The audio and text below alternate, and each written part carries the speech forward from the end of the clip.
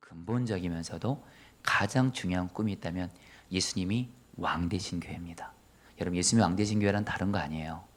저와 여러분들 안에 이미 왕이신 예수님이 우리 안에 계십니다. 그 예수님을 보이는 것처럼 바라보면서 우리가 아까 기도한 대로 예수님의 말씀이면 오직 순종만 하는 거예요. 여러분, 저는 오늘 말씀에 특별히 지난주에 여러분 고넬료의 그 순종하는 모습을 제가 이제 말씀을 전했다면, 오늘 여러분 베드로야말로 정말 예수님이 왕된 사람이었습니다. 여러분, 베드로를 통해서 우리가 어떻게 주님 앞에 예수님이 왕 되신 자로서 순종하는지를 여러분 우리는 보게 되고요. 그 베드로의 그 모습을 그대로 붙잡고 저 여러분도 베드로의 순종이 곧 나의 순종이 돼서 경희 여러분 베드로처럼 주님 앞에 귀하게 쓰임 받게 되길 주의 이름으로 축복합니다.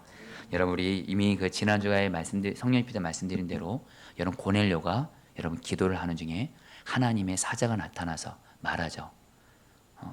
너의 기도와 구제가 하나님께 기억이 됐다고 하면서, 여러분 고넬료는 이방인입니다. 하나님을 믿지만 예수님을 안 믿는 자였습니다. 복음을 몰랐습니다. 근데 여러분들, 하나님이 고넬료를, 이 이방인을 예수 믿고 구원하게 하시려는 선하신 뜻이 있었고, 고넬료 한 사람이 예수님을 믿고 복음을 들어서 예수님을 믿게 되고 성령을 받음으로 말미암아 이제 여러분 이제 사도행전 뒷부분에 가게 되면 모든 이방인들에게 복음을 전할 수 있는 길이 고넬료를 통해서 다 열립니다. 왜냐면요, 그 당시 여러분들 우리 베드로를 포함한 예수님의 제자들도 그렇고 어떤 편견이 있었냐면은, 이방인들은 하나님은 이스라엘 사람들만 사랑하신다. 이방인들은 하나님이 버린 존재들이다. 그리고 저주받은 자들이고 더러운 자들이고 구원받을 수 없는 존재다. 이런 편견이 가득했습니다. 여러분, 그런데 여러분들, 고넬료가 복음을 듣고 성령을 받아서 베드로가 예수님을 믿는 그 사도들 120문도들만 성령 받은 게 아니라 고넬료까지 성령을 받으니까요. 여러분 이제 나중에 사도행전 뒷부분에 보면 사도 바울이 예수 그리스도의 복음을 믿음으로만 구원받습니다 할 때, 그때 여러분들 중요한 통로가 된 게 바로 고넬료입니다. 고넬료가 예수님을 믿고 성령을 이방인도 이렇게 구원받았다는 것이, 여러분들 여기에는 복음이 전 세계 이방인들에게, 유대인을 넘어서 이방인들에게 전해지는 그런 너무 놀라운 통로로 쓰임을 받았는데, 그 중에 한 사람이 고넬료고요. 근데 여러분 오늘 말씀에 또 이 일에 한마디로 여러분, 저와 여러분들이 지금 예수님을 믿고 있잖아요. 정확히 말씀드리면 고넬료와 베드로의 순종이 있었기 때문에 복음이 저희에게까지 왔고, 저희가 그래서 여러분 지금 너무도 좋으신 주 예수님을 믿게 된 것입니다. 여러분, 오늘 여러분 베드로를 통해서 우리가 은혜를 받고자 하는데요. 여러분, 제가 다 읽지는 않았지만 여러분들, 고넬료가 기도 중에 하나님의 사자가 요바의 베드로라는 사람을 너희 집으로 청하라 이런 말을 듣게 되고 자기들의 신하와 부하를 보내게 되죠. 여러분, 그때 고넬료가 보낸 부하와 신하들이 여러분 그 베드로가 살고 있는 집에 가까이 이를 때쯤에 베드로가 마침, 여러분 오늘 말씀 보면 여러분 기도를 하고 있습니다. 기도를 하고 있는데 하나님이 환상을 보여주는데, 베드로가 마침 배가 고팠습니다. 뭐가 먹고 싶었는데 여러분들, 갑자기 여러분 하늘에서 여러분들 큰 여러분 그 보자기 같은 그릇이 여러분들 내 귀퉁이가 끈에 매달려서 땅으로 내려오는 거예요. 여러분, 우리도 가끔씩 여러분 기도 중에 너무 또 배고프면 여러분들 먹을 게 보이기도 하는데요. 그런 것은 아니고요. 정말 베드로가 기도 중에 하나님이 보자기 같은 그릇을 베드로에게 딱 내려 보내는데, 그 그릇을 보니까 어떤 것이 들어있냐면 온갖 네발 짐승들, 땅에 기어다니는 것들, 공중의 새들이 들어있는데, 여러분 이 그릇 안에 들어있는 짐승들은 레위기 11장에 보면 여러분들 하나님이 율법상으로 먹어야 될 음식과 먹지 말아야 될 음식을 구분해 놨습니다. 여러분, 근데 지금 베드로가 본 그 그릇 안에는 하나님이 율법에서 먹지 말라고 음식들로 가득하게 있는 거예요. 그러니까 당연히 여러분들 베드로는 그 음식 보고 먹어서는 안 된다고 생각하는데, 하나님이 뭐라고 말씀하냐면 베드로에게 이것들을 먹으라는 거예요. 순간 여러분 베드로가 순간 혼란스럽습니다. 왜냐하면 분명히 율법에서는, 그리고 그동안 전통을 통해서 그렇고 먹지 말라는 음식을 먹으면 부정해지는 거거든요. 안 되는데 하나님은 먹으라 그러니까. 그러니까 베드로가 여기서 어떻게 말하냐면요, 14절 말씀 여러분 우리가 읽겠습니다. 베드로가 이르되, 이거 끝나고 세 번역도 읽어주세요. 베드로가 읽겠습니다. 베드로가 이르되, 시작. 베드로가 이르되 주여 그럴 수 없나이다. 속되고 깨끗하지 아니한 것을 내가 결코 먹지 아니하나이다 한데, 여러분 이것을 세 번역으로 보면 좀 더 와닿습니다. 같이 읽겠습니다. 시작. 베드로가 대답하였다. 주님, 절대로 그럴 수 없습니다. 나는 속되고 부정한 것은 한 봉도 먹는 일이 없습니다. 여러분, 오늘 이 말씀이 오늘 저와 여러분에게 주시는 말씀입니다. 뭐냐면요, 베드로가 물론 혼란스러웠을 거예요. 구약의 율법을 생각하면 이 음식은 먹어서는 안 됩니다. 그러나 여러분, 미리 말씀드리면 이 먹지 말아야 되는 짐승은 바로 여러분들 이방인들을 의미합니다.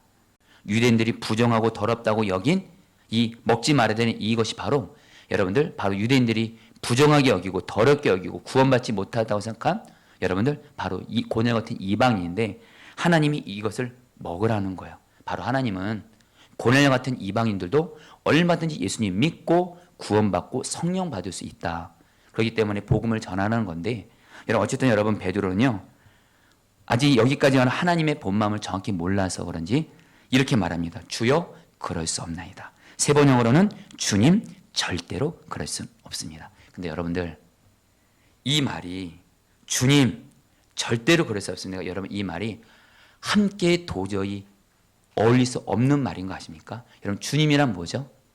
예수님은 나의 주님이고, 주님은 나에게 무슨 말씀하시면 나는 오직 순종입니다. 아멘이세요? 근데 여러분들, 베드로는 뭐래요? 주여! 이 말이 예수님은 나의 주님이세요. 순종하겠다는 겁니다. 근데 다음에 뭐가 나요?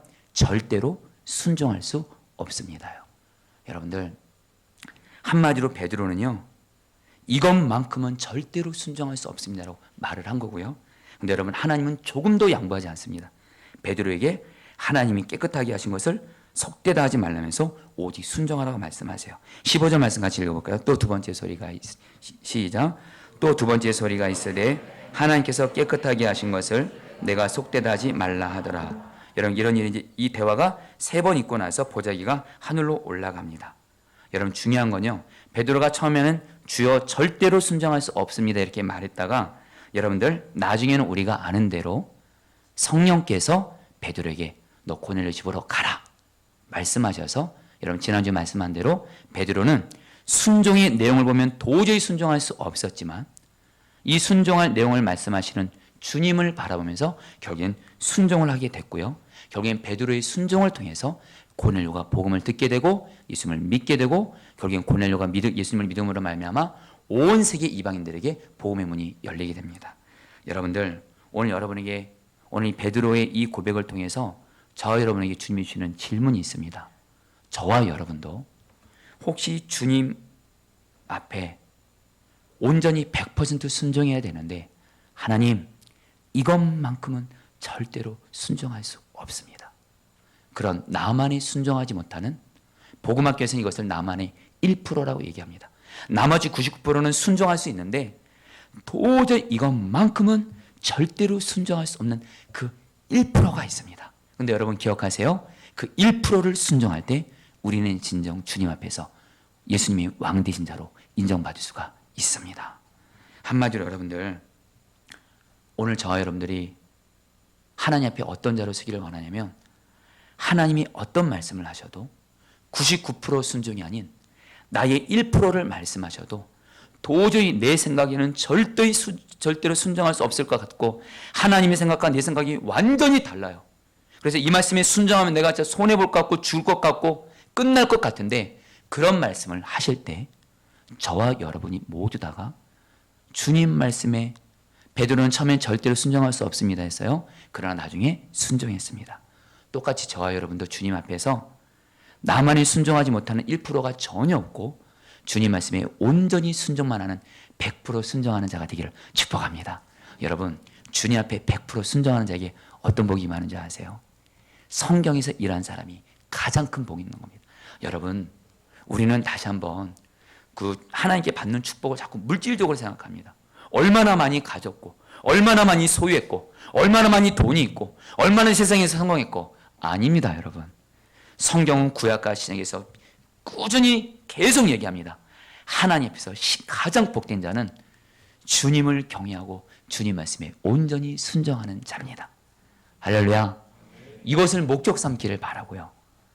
그래서 여러분, 여러분과 주님 사이에 도저히 나는 이것만큼은 절대로 순종 못합니다 하는 나만의 1%가 오늘 이 성령 집회를 통해서 십자가에 못 박아지면 여러분은 어제나 오늘이나 내일이나 항상 성령 충만합니다. 주님과 나 사이에 막힘이 없거든요. 그리고 나의 기도는 강력한 기도가 됩니다. 그리고 하나님은 주님 말씀에 100% 순종하는 자에게 하나님의 은혜를 부어주시고 특별히 하나님은 그 사람을 마음껏 쓰일 수가 있습니다. 여러분, 제가 좋아하는 목사님 중에 무디 목사님이 계세요. 이 무디 목사님은 초등학교밖에 안 나왔지만 우리가 아는 대로 여러분들 기독교 역사상 가장 귀하게 쓰임받은 목사님 중에 한 분인데, 여러분, 이분이 한 유명한 말이 있습니다. 이분이 뭐라고 말씀하시냐면요, 하나님은 하나님 보시기에 하나님께 100% 순종할 수 있는 사람을 발견하는 순간 그 사람에게 남은 건 하나님이 그 사람을 통해서 온전히 일하는 것밖에 없다. 할렐루야. 저 여러분이 주님 앞에 온전히 100% 순종하는 자만 되면 정말 주님이 저와 여러분 환경이 어떠하든 여건이 어떠하든 돈이 있든 상관없이 오직 주님은 우리의 100% 순종, 그것을 보신다는 거예요. 근데 여러분, 문제는 뭐냐면 우리가 여러분들 나만이 순종하지 못한 1%가 있는 경우가 상당히 많습니다. 여러분, 좀 부끄러운 고백이지만 제가 복음학교 이렇게 다녀왔거든요, 오래전에. 근데 저는 복음학교 갔는데 거기서 여러분들 나만이 순종하지 못하는 1%를 이렇게 생각나게 하는 시간이 있어요. 근데 여러분, 저는 그것도 참 교만이죠. 저는 주님 말씀이면 다 순종합니다 이렇게 여겼는데 나만의 1%가 순종하지 못하는 것이 있는지를 딱 주님이 기도 중에 생각나게 하시는데, 그것은 뭐냐면 여러분들, 제가 여러분 그때 아이들이 있었었는데 4명이 있었었는데 제가 저희 아이들이 목사가 되기는 바랬지만 선교사가 되기를 절대로 바라지 않았습니다. 장단희 선교사님 죄송합니다. 여러분, 제가 목사는 괜찮아요.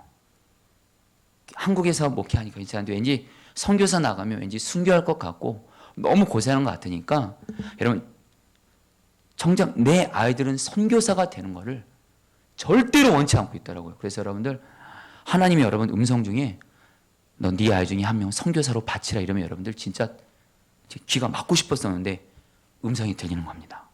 정말 기도 중에 너희 둘째 하은이를, 첫째 예번이는 목사로 이렇게 바쳤으니까요, 둘째 하은이를 선교사로 바치라.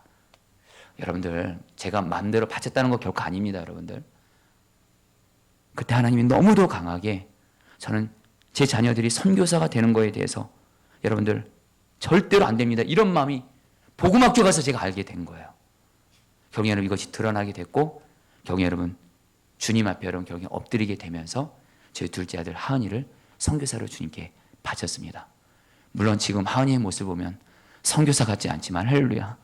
그러나 여러분들 그때 그 결단을 기억하면서 여러분 나아가고 있는데, 여러분 우리도요 정말 여러분들 나의 문제, 내 자녀 문제 어떤 부분에서 정말 절대로 이것만큼은 안 됩니다 이런 게 이때도 여러분들 나는 없다 이렇게 생각하지 마시고 정말 오늘 주님 앞에 물어보셔야 돼요.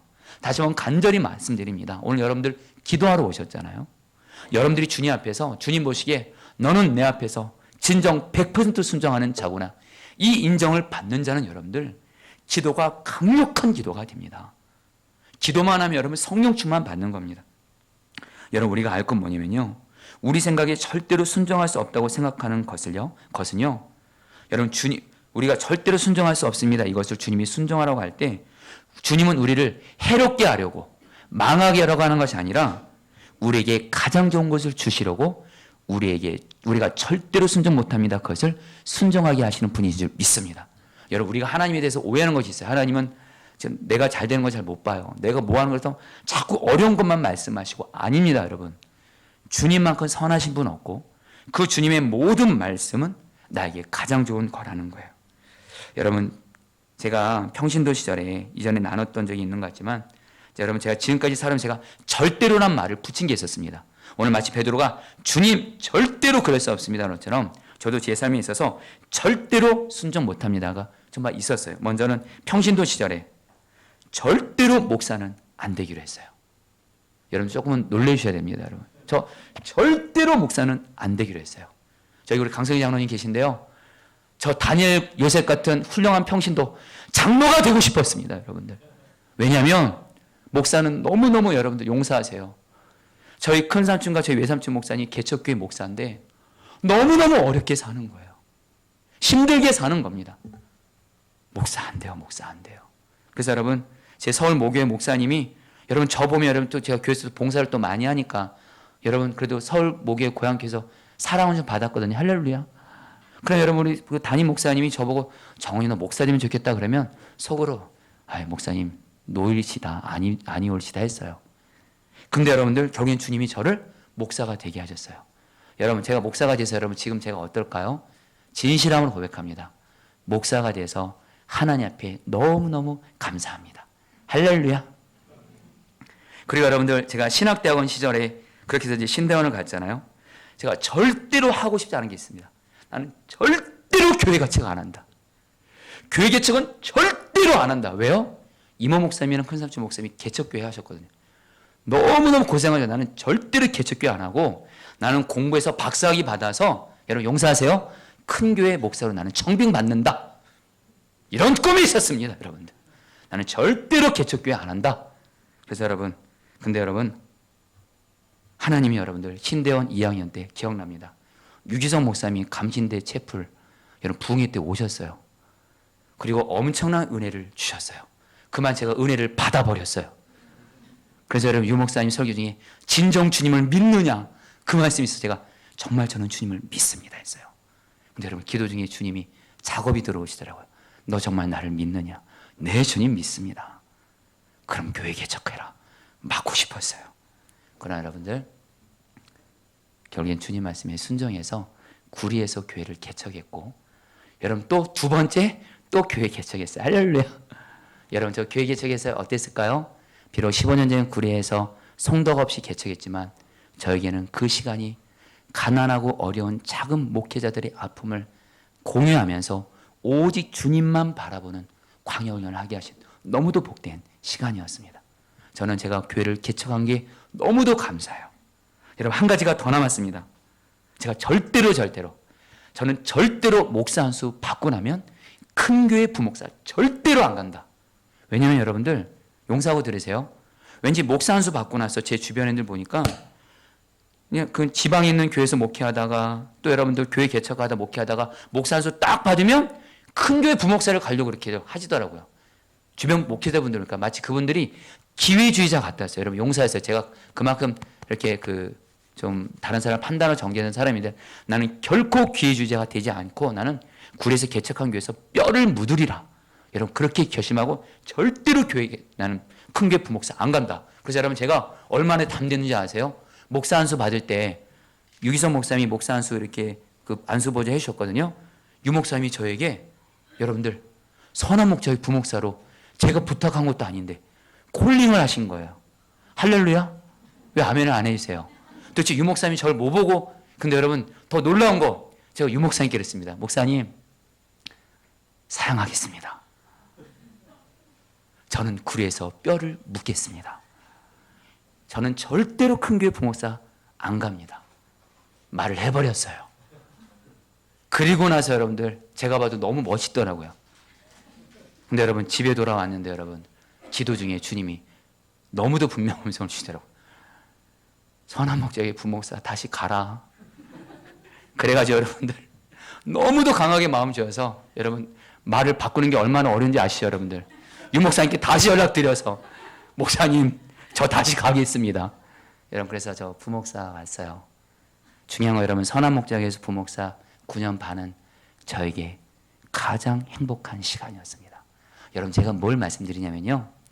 주님 말씀에 절대로 순종하지 못하겠습니다 할 때 그 순종은 바로 나에게 가장 좋은 것을 순종하시는 하나님이신 것을 깨닫고 그 하나님의 말씀에 오직 100% 순종만 하게 되기를 축복합니다.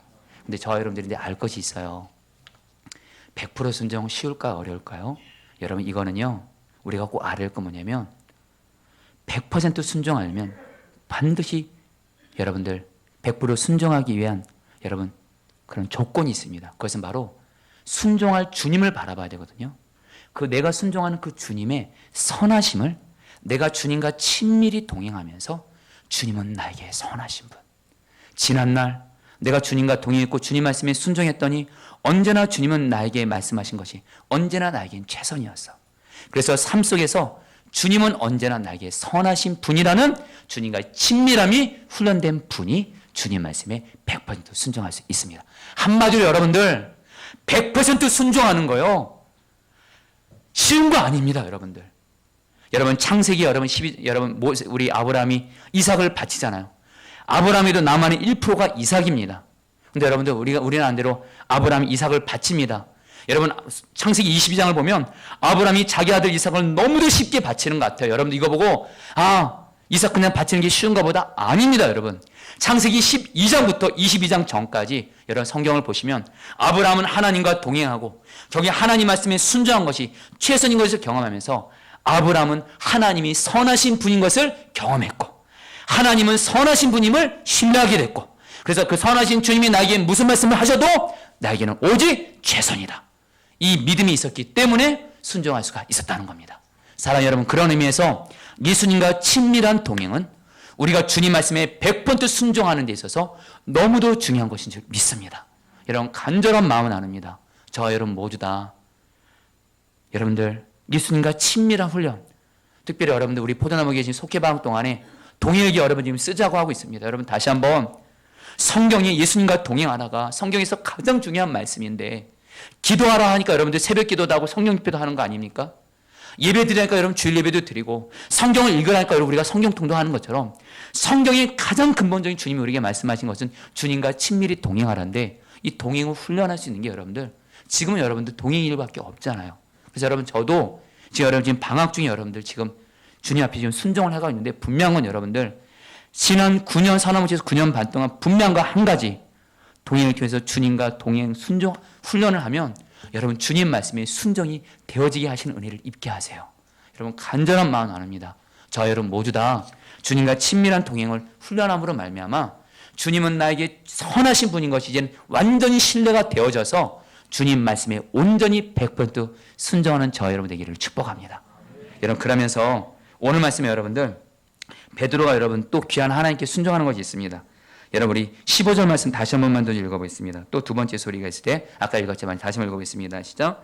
또 두 번째 소리가 있으되 하나님께서 깨끗하게 하신 것을 내가 속되다 하지 말라. 여러분 베드로가 하나님 나 이 음식 도저히 못 먹겠습니다. 하나님 말씀하십니다. 내가 깨끗하게 한 것을 너가 속되다 하지 말라. 여러분들 보자기 안에 있는 여러분 부정한 짐승들은 아까 말씀드린 대로 이방인을 의미했고요. 그 당시 베드로를 포함한 여러분 유대인들은 고넬과 같은 이방인들을 여러분들 모여 부정하고 속된 존재로, 하나님은 유대인만 사랑하고 이방인은 구원받을 수 없고 이방인은 무조건 더럽다라는 편견이 있었습니다. 이 편견이 여러분 오랜 세월 동안 베드로를 포함한 유대인들에게 완전히 잡혀 있었어요. 근데 여러분들 그거 아세요? 이 편견이 깨지지 않으면 복음이 전파될 수 없는 거예요. 여러분 그런데 여러분 오늘 말씀 보면 너무도 감사한 건 뭐냐면 베드로가 이 편견을 깹니다. 오랫동안 율법과 전통에서 부정한 음식을 먹으면 안 된다는, 그리고 이방인들과 교제하면 절대 안 된다는, 유대인들은 이방인들과 교제하지 않습니다. 만나지 않습니다. 왜냐하면 자기도 더러워지기 때문에. 근데 여러분 오늘 말씀에 여러분 베드로가 하나님 말씀에 순종하는데요. 여러분 그 말씀을 제가 좀 읽어드리면, 여러분 28절 29절 말씀 혹시 PPT로 혹시 보일 수 있나요? 28절 29절 말씀을 같이 읽겠습니다. 이르되 시작. 이르되 유대인으로서 이방인과 교제하며 가까이 하는 것이 위법인 줄은 너희도 알거니와 하나님께서 내게 지시하사 아무도 속되다 하거나 깨끗하지 않다 하지 말라 하시기로 부름을 사양하지 아니하고 왔노라 묻노니 무슨 일로 나를 불렀느냐. 여러분 베드로의 너무도 귀한 모습이 나옵니다. 베드로가 말합니다. 유대교 전통을 율법상으로는 이방인과 교제하는 것은 철저히 법을 위반하는 거예요. 큰일 날 일입니다. 근데 하나님이 내게 지시하셨고 하나님이 아무 이방인들을 속되다 하거나 깨끗하지 않다 하지 말라 하시기로 내가 부름을 사용하지 않고 왔노라면서 이 말씀에 순종합니다. 여러분 베드로가 뭘 순종한 걸까요? 한마디로 겁니다. 베드로는요 자기 생각에는 여러분 이방인들은 더럽고 죄인이고 그런 존재예요. 그러나 하나님이 더럽고 죄인 같은 이방인 존재를 하나님이 깨끗하다고 하셨어요. 바로 보니까 하나님의 눈과 마음으로 이방인들을 사랑으로 품은 겁니다. 여러분 아까 하나님이 이렇게 말씀하시 베드로에게 하나님께서 깨끗하게 하신 것을 너가 속되다 하지 말라. 이 말을 우리에게 맞게 번역하면 이런 뜻입니다. 하나님이 사랑하는 자를 너는 미워하지 말라라는 거예요. 하나님이 사랑하는 자를 너는 판단하고 정죄하지 말라라는 거예요. 하나님이 사랑하는 자를 너희는 무시하지 말라라는 거예요. 여러분, 간절한 마음 나눕니다. 한마디로 하나님은 베드로에게 모든 사람을 하나님이 사랑하시고 그 사람을 위해서 예수님이 피값까지 지불하셨고, 그래서 하나님이 사랑하시는 사람이기 때문에 너는 모든 사람들에서 편견을 갖지 말고 오직 사랑만 하라고 하신 거고, 베드로는 이 말에 순종을 한 것입니다. 저와 여러분 모두 다 모든 사람들을 하나님이 사랑하시고 그 사람을 위해서 예수님이 피값을 지불하셨고, 그래서 바로 그런 하나님의 눈으로 보면서 여러분들 모든 사람들을 사랑만 하게 되시기를 축복합니다. 특별히 내 주변에 지난날 죄를 짓고 잘못을 짓고, 그래서 여러분 그 사람에 대한 편견들이 있어요. 주변 사람들도 그 사람에 대한 편견이 있어요. 저 사람은 옛날에 이랬어, 옛날에 이랬어. 여러분, 그런 편견 때문에 여러분 우리가 얼마나 사람들을 사랑하지 않고 있는 모습들이 우리에게 얼마나 많은 줄을 모릅니다. 여러분, 오늘 말씀은 그겁니다. 우리 주변에 어떤 사람이 지난날 죄로 넘어지고 잘못했다 할지라도 여러분들 여전히 하나님은 그 사람을 사랑하시고 예수님의 피값으로 용서하고 구원받기를 원하시고, 바로 그 주님의 마음으로 저 여러분 모두는 그 사람들 오직 사랑만 하게 되시기를 축복합니다. 여러분들, 로마서 5장 8절 말씀 좀 보일 수 있을까? 우리가 아주 은혜 받는 말씀인데요, 같이 한번 읽어보겠습니다. 우리가 아직 죄인 되었을 때. 읽겠습니다. 시작. 우리가 아직 죄인 되었을 때에 그리스도께서 우리를 위하여 죽으심으로 하나님께서 우리에게 대한 자기 사랑을 확증하셨느니라. 여러분, 이 말씀 굉장히 은혜로운 말씀이죠. 우리가 죄인 되었을 때에 하나님이 예수님을 보내셨고 예수님이 나를 위해서 십자가에서 죄 지심으로 나를 구원하심으로 나를 사랑하셨다는 건데, 우리가 죄인 되었을 때에 하나님과 예수님은 저 여러분을 사랑하셨습니다. 이 말을 여러분 바꿔 말했습니다. 그럼 나만 사랑할까요? 아니요. 내 주변에 죄 가운데 넘어져 있고 그래서 여러분 잘못을 행하고 있는 그 사람이 있다 할지라도 여전히 하나님이 내가 죄인이었을 때 나 사랑하신 것처럼 그 사람도 여전히 죄 가운데 있다 할지라도 그 사람을 사랑하신 줄 믿습니다.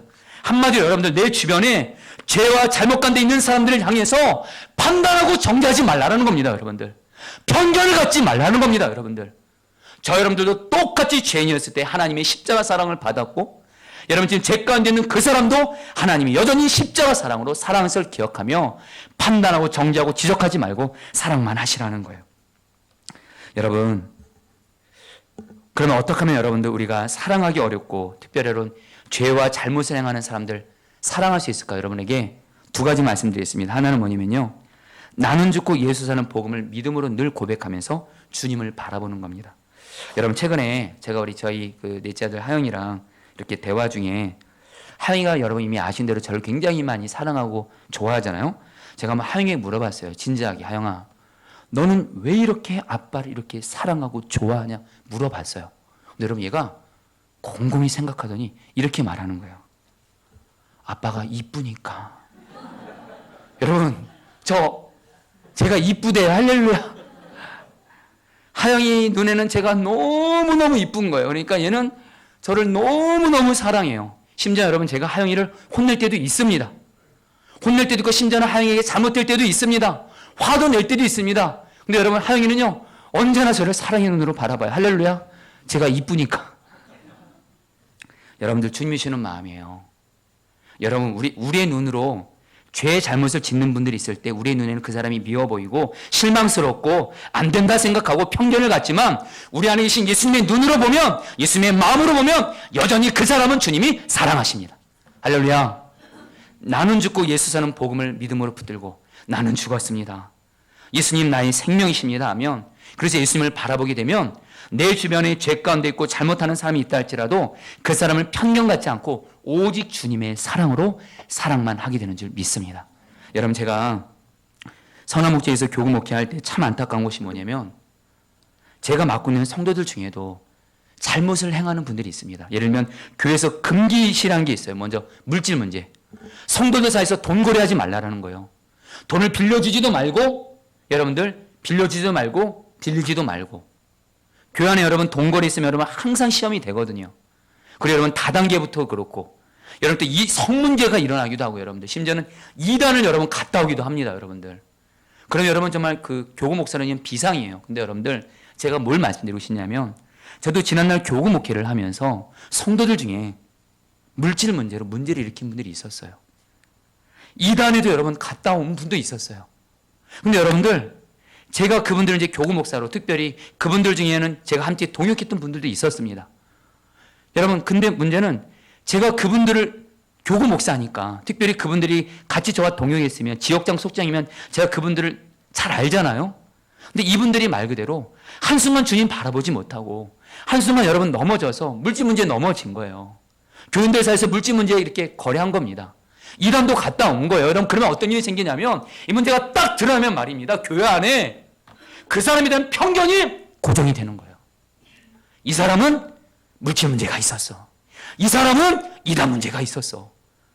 이 사람은 이성 문제에 넘어졌어. 그래서 여러분들 그 사람에 대한 편견이 여러분 깨지지가 않는 거예요. 여러분 저도 그분을 만나서 그런 잘못에 대해서 말씀드립니다. 그러시면 안 됩니다. 그래서 주님 앞에서 바로 신앙생활 하시라고 이분이 정말 주님 앞에서 회개하고 바로 신앙생활 합니다. 갈수록 너무너무 귀하게 신실하게 신앙생활 하는데 문제는 뭐냐면 꼭 임원을 선출할 때 이분의 지난날의 그 과거에 죄진 것이 항상 올무가 되는 거예요. 그러니까 여러분 제가 교구 목사로서 내가 사는 성도가 이제는 그 문제에서 완전히 이기고 있는데 지난날에 여러분들 넘어진 문제 때문에 편견이 있어가지고 여러분 임원이 못 되는 거예요. 여러분 그때 여러분들 너무도 마음이 아프더라고요. 한 번 여러분 제가 사랑하는 성도님이 계신데 제가 이름은 물론 얘기할 수는 없습니다. 여러분 그 성도님이 오래전에 그만 여러분들 이단에서 성경 공부를 한다 그래가지고 이분이 성경을 배우고 싶은 마음이 너무 간절해서 이단을 갔다 온 거예요. 가서 성경을 배운 겁니다. 여러분들 그러다가 성경을 배우다가 어느 순간 여기가 이단인 걸 알게 돼서 나오셨어요. 그래서 여러분들 선화목장에서 신앙생활을 너무도 잘하셨습니다. 제가 섬기는 교회에서 정말 너무도 귀한 분이었어요. 근데 여러분 이분이요 임원이 데려갈 때마다 이분이 지난날 이단을 다녔다는 것이 여러분 이분에게 올무가 되는 겁니다. 그분은 지난날 거기를 갔다 왔어. 임원이 될 수 없다라는 거예요. 여러분들 여러분 그때마다 여러분 얼마나 여러분 목사는 여러분 주님의 마음 품게 되면 여러분 그분이 여러분들 영적인 자녀가 되고 마치 여러분 자녀가 여러분 임원이 되고 여러분 그럼 기쁘잖아요. 근데 그분이 꼭 그 문제 때문에 안 되니까 제 마음이 너무도 아파서 하나님 앞에 정말 그분을 위해서 여러분 제 지금 기억에 1년 동안을 하나님 이분의 지난날에 그 이단을 다녀온 이 올무가 이 장애물이 주님 돌파되고 끊어져서 이분이 정말 하나님 왜냐하면 이분이 너무도 귀하게 지금은 신앙생활하고 있거든요. 근데 여러분 사람들이 이분의 그거에 대해서 편견이 깨지지가 않는 거예요. 여러분들 너무 안타까운 겁니다. 이젠 받아줄 만도 됐는데 근데 여러분 너무도 감사한 건 그 성도님은 결국에는 그런 걸 알아먹듯이 끝까지 주님 앞에 신실하게 신앙생활 하셔서 여러분 결국에는 선화목장에서는 귀한 임원이 돼서 여러분 지금은 얼마나 귀하게 쓰임받고 있는지 몰라요. 여러분 제가 뭘 말씀드리냐면 저는 그때 깨달은 게 있어요. 사람에 대한 편견이 정말 무서운 거예요. 저 여러분도 똑같이 죄 지은 자였고 죄덩이였고 죄인이었을 때 하나님이 십자가 사랑으로 우리도 구원받았고 그렇다면 저 여러분들 간절한 마음 나눕니다. 우리 주변에 죄 가운데 넘어진 이 사람들 편견으로 보지 말고 오직 주님의 사랑으로 사랑만 하게 되기를 축복합니다. 그래서 여러분 어떤 사람도 사랑으로 품기 위해선 우리가 할 일은 여러분들 뭐예요? 예수님이 사랑하라고 하셨잖아요. 그 말씀에 나는 순종만 하겠습니다. 정말 결단해 보세요. 계속 말씀드립니다. 이것이 얼마나 중요하냐면요. 여러분 제가 박보영 목사님 이야기를 잠깐 해드리겠습니다. 여러분 박보영 목사님이 39세에 회심하고 손자가 목사가 되니까 박보영 목사님이 아버님도 목사님이고 할아버지도 목사님이신데 박보영 목사님의 그 할아버지가 너무도 훌륭한 목사님이신 거예요. 그래서 박보영 목사님이 이제 39세 때 회심하고 목사가 되기를 바라면서 할아버지 목사님을 찾아뵌 거예요. 그러니까 이 할아버지 목사님이 너무도 기뻐하면서 박보영 목사님에게 이렇게 말씀하셨다는 거예요. 사랑할 수 없는 사람을 사랑하시게, 용서할 수 없는 사람을 용서하시게. 할아버지, 제가 어떤 목사가 될까요? 하나님이 사랑할 수 없는 사람 사랑하고 용서할 수 없는 사람 용서만 하는 목사가 되게, 이 말씀을 주신 거예요. 박보영 목사님이 이 말씀을 마음에 새기고 목회하기로 힘씁니다. 그리고 정말 목회 현장에서 그대로 순종하시는 거예요. 두 가지 얘기만 드릴까요? 하루는 박보영 목사님이 아파서 누워있을 때 자기가 가장 사랑해준 어떤 한 아이가 들어와서 이 목사님이 아파서 일어나지 못하고 있는데 그 아이가 아파서 누워있는 목사님을 보면서 목사님의 옷에서 지갑을 꺼내가는 거예요. 그 돈을 몽땅 가지고 나가는데 목사님이 일어날 힘도 없는 가운데 그 아이를 보면서 눈을 마주치는데 그 아이는 목사님과 눈이 마주치고도 아랑곳 없이 목사님은 지갑에 있는 돈을 몽땅 가져간 거예요. 그 아이가 다시 찾아왔는데 배신감이 너무 커서 너는 같이 있을 수 없으니 다른 곳으로 가라 그랬더니 너무도 배신감이 커서. 근데 그 아이가 여러분들 얼마나 뻔뻔한지 주일마다 교회를 오는 거예요. 그러니까 박보영 목사님이 그 아이를 보는 순간 주님이 그런 마음 주는 거예요. 주님은 나를 위해 십자가 두셨는데 나는 저 아이를 용서하지 못하는 가책받아서 그 아이를 잠시나마 미웠던 것을 회개하고 그 앞에 무릎 꿇고 용서를 빈 거예요. 또 한 번은 여러분들 의붓 아버지와 그 아들에게 성폭행을 당해서 버려진 아이를, 여자아이를 박보영 목사님이 데리고 키운 겁니다. 이 아이가 중3이 되었을 때 군대에서 휴가 나온 그 의붓 오빠 품에서 10일을 지나다가 몹쓸 성병이 걸린 거예요. 한마디로 이 여자아이가 의붓 오빠 여러분 의도적으로 여러분 잘못된 관계를 가진 겁니다. 근데 성병이 걸리니까 학교 양호실에 가서 상담하는데 여러분 이것이 드러난 거예요. 근데 그 양호 선생님이 너 어떻게 이런 일이 벌어졌느냐고 하니까 자기가 의붓 오빠랑 해서 이런 일이 생겼다고 하면은 학교 못 다니게 되니까 거짓말인데 뭐라고 거짓말했냐면 자기를 키워주는 박보영 목사님이 이렇게 했다라는 거예요. 순간 여러분들 이 일로 인해서 박보영 목사님이 여러분 손가락질을 동네에서 당하게 된 겁니다. 근데 박보영 목사님이 용서할 수 없는 사람 용서하고 사랑할 수 없는 사람 사랑하라 하시니까 그 아이에게 만나서 이렇게 얘기를 했대요. 너 의붓 오빠 이야기면 학교 못 다니게 되니까 이미 네가 거짓말했으니 그냥 끝까지 내가 했다고 해라. 내가 그냥 책임지겠다. 이렇게 하시더라는 거예요. 근데 여러분 그 아이가 경히 죄책감을 견디지 못하고 학교 가서 진실을 말했고 억울한 누명을 벗고 목사님 오히려 존경과 신뢰를 받게 되는데 문제는 그때 목사님이 불황한 아이들을 데리고 교회를 목회했었는데 그 교인 중에 유일한 한 어른 집사 내외가 있었는데 그 집사님 내가 박보영 목사님을 찾아서 그렇게 말한 겁니다. 그 아이 내보내라고. 그 아이같이 더러운 아이는 우리 교회에 있을 수 없다고. 만약 그 아이가 이 교회 다니면 우리가 떠나겠다 그런 거예요. 목사님이 이걸 가지고 진지하게 기도하다가 그 집사님 부부에 이렇게 말씀드렸대요. 집사님 부부는 예수님도 믿고 또 중국집 사장님이니까 다른 교회 가도 환영받겠지만 이 아이는 저와 우리 교회가 아니면 받아줄 곳이 없습니다. 이 아이는 저희 교회가 섬기겠습니다. 하고 여러분들 그 집사님 부부를 여러분 이렇게 축복하면서 여러분 결국 그 교인들을 떠나보냈다는 거예요.